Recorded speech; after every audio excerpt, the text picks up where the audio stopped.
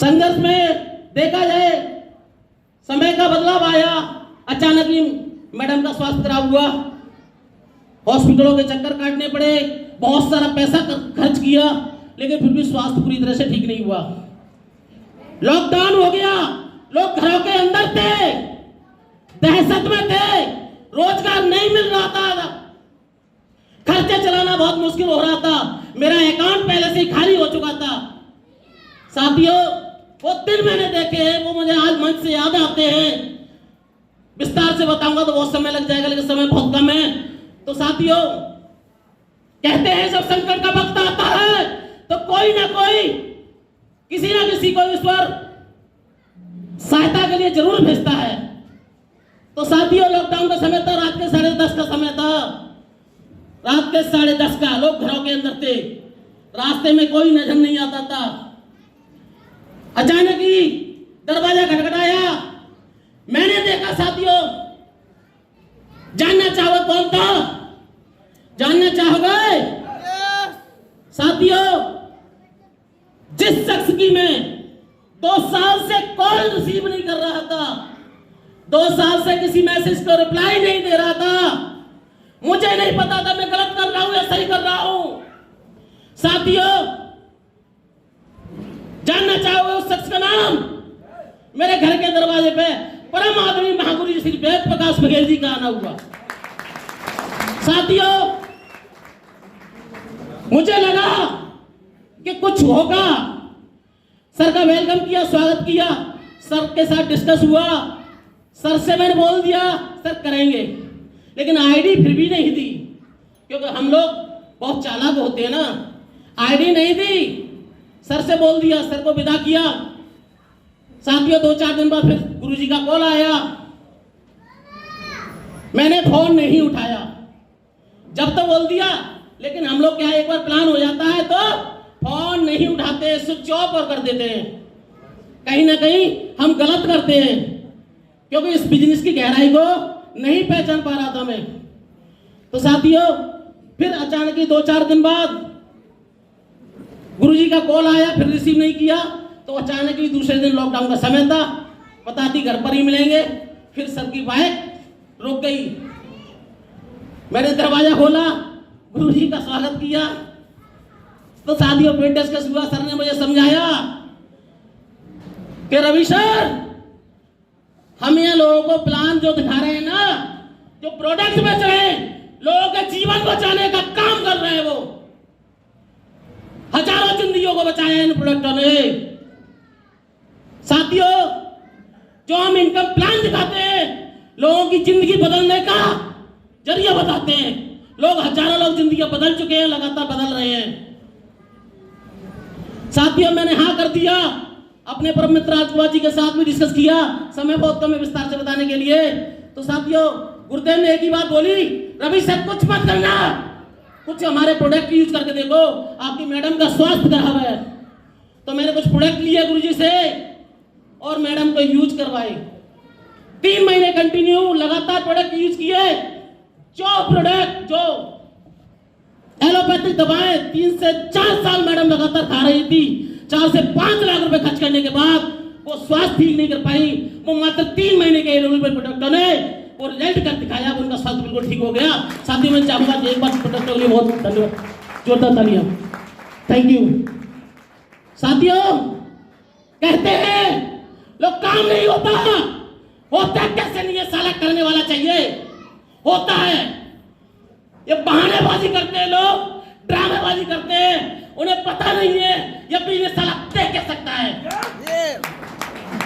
साथियों, 2 ही लोग यहाँ पर रहते हैं, जो लोग डर डर के इस बिजनेस को करते हैं, जाते हैं समझाने के लिए, लेकिन समझ करके आ जाते हैं।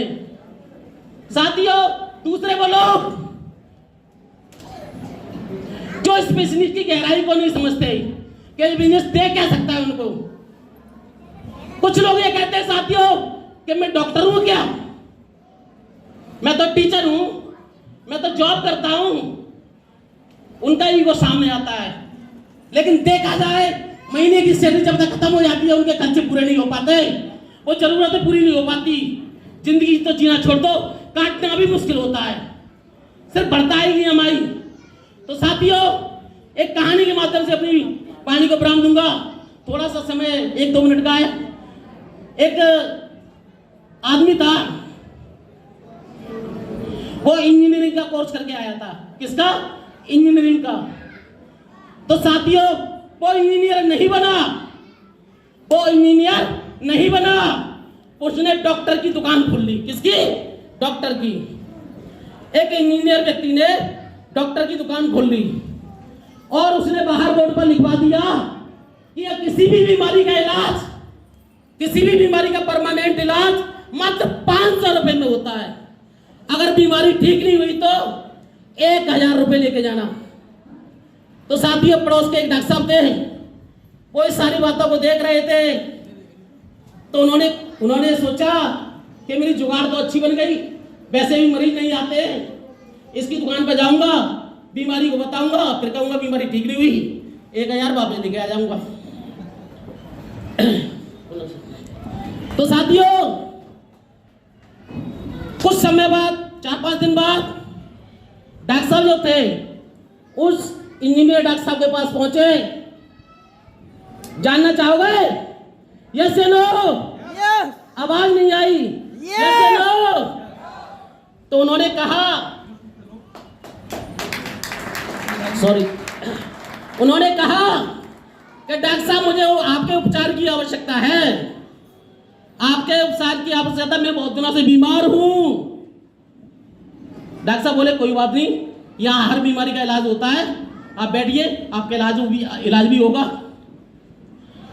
तो डॉक्टर साहब, क्या परेशानी है आपको? तो जानना चाहोगे? उन्होंने ये कहा कि डॉक्टर साहब, 4-5 दिन से मुझे किसी भी चीज में कोई स्वाद नहीं आता है। क्या नहीं आता है? स्वाद। मैं कुछ भी खाऊं, किसी भी चीज में मुझे स्वाद नहीं आता है। तो डॉक्टर साहब, कोई बड़ी बात नहीं है, ये तो बीमारी हाथ से ही हो जाएगी आपकी। क्या? अच्छा। तो उनकी जो हेल्पर होते हैं, उन्होंने एक महिला रखी थी, जिसको क्या बोलते हैं सर? असिस्टेंट। तो उनसे कहा कि जाइए अंदर से 21 नंबर बॉक्स में से वो दवा लेके आइए और इनके मुंह में डाल दो। तो मैडम गई, दवा लेके आई और उन्होंने उनके मुंह में डाल दिया। जैसे ही दवा डाली, जैसे ही डॉक्टर साहब चिल्ला उठे कि ये तो पेट्रोल है, पेट्रोल है ये तो। डॉक्टर साहब बोले, बधाई हो, आपको स्वाद पता चल गया, बधाई हो, आपको स्वाद पता चल गया, आप ठीक हो गए। 500 रुपए देके चले आए। डॉक्टर साहब गए थे 1000 लेने के लिए, 500 रुपए देकर चले आए। तो साथियों, 4-5 दिन बाद फिर पहुंचे डॉक्टर साहब कि आपके तो 1000 लाने 500 देके नहीं आने, 1000 लेके आने हैं। फिर पहुंचे कि डॉक्टर साहब, मैं 4-5 दिन से फिर बीमार हूं, एक अजीब और गरीब सी बीमारी हो गई है। कि क्या हुआ है? कि क्या हुआ है?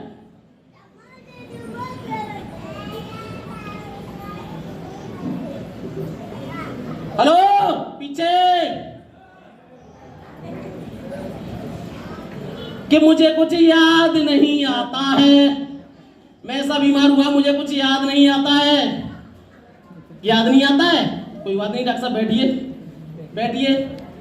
तो उन्होंने कहा मैडम से कि जाइए उसी 21 नंबर बॉक्स में से दवा निकाल करके सर के मुंह में डाल दीजिए। तो डॉक्टर साहब बोले, नहीं, उसमें तो पेट्रोल है। बधाई हो डॉक्टर साहब, बधाई हो, आपको तो याद आ गई, आप ठीक हो गए, आपको तो याद आ गई, आप ठीक हो गए। डॉक्टर साहब बड़े परेशान, 500 देकर के फिर चले आए।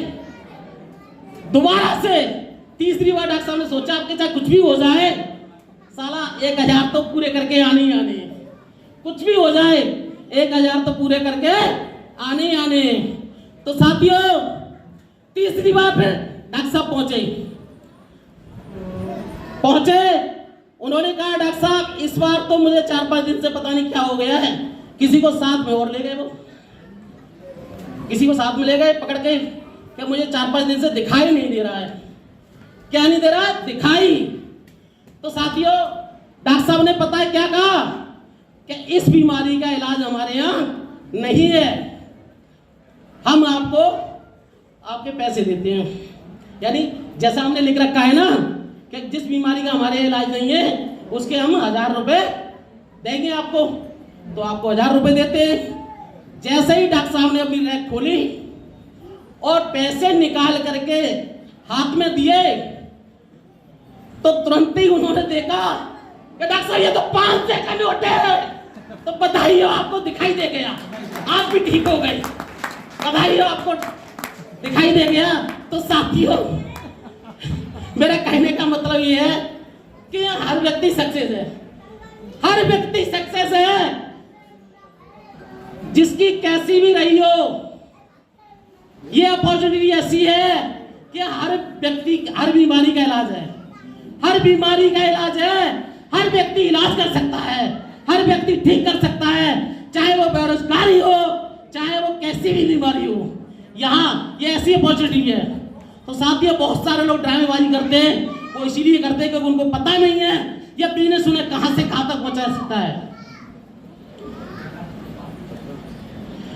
Thank you sir.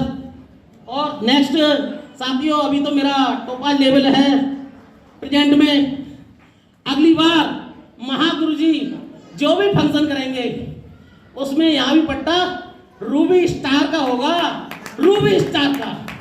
और साथियों, मेरी भी टीम में हो सकता है रूबी स्टार ही हो जाए। थैंक यू गुरुदेव, बहुत बहुत धन्यवाद समय दिया।